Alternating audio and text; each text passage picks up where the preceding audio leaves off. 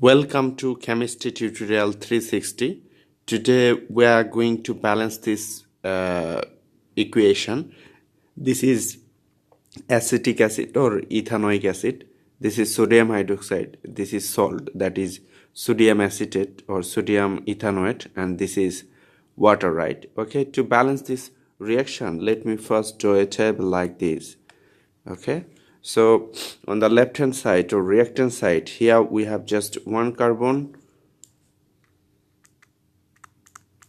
plus here we have one carbon. That is, here we are getting here two carbon. Here we have three hydrogen, here we have one hydrogen. 3 plus 1, that is 4 hydrogen, plus here we have one hydrogen, that is 5 hydrogen. So here we have 3 plus 1 plus 1, that is 5 hydrogen, right? And here we have 2 oxygen, plus here we have 1 oxygen. So here we have 2 plus 1, that is 3. Here we have 1 sodium, right? So let me write the number of sodium here. Okay, on the right hand side or product side, here we have 1 carbon plus 1, that is 2 carbon. 1 plus 1, that is we are getting here 2 carbon.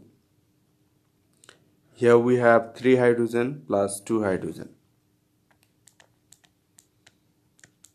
3 plus 2, that gives me 5.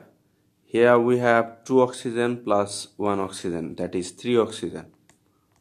2 plus 1, that gives me 3 oxygen. Here we have 1 sodium.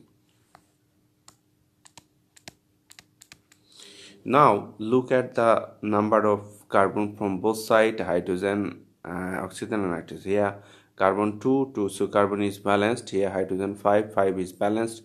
Oxygen 3 is balanced. Sodium 1 is balanced. So this equation is a balanced equation.